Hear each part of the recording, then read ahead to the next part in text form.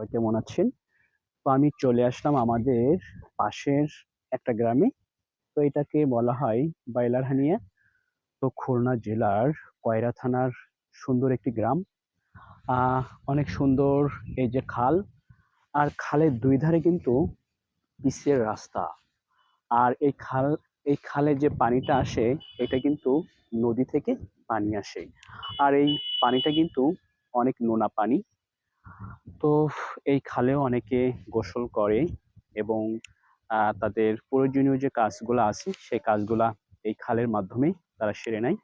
তো বন্ধুরা, এমন সুন্দর পরিবেশ দেখতে কিন্তু অনেক ভালো লাগে। আর এখানকার যোগাযোগ ব্যবস্থাও কিন্তু অনেক সুন্দর।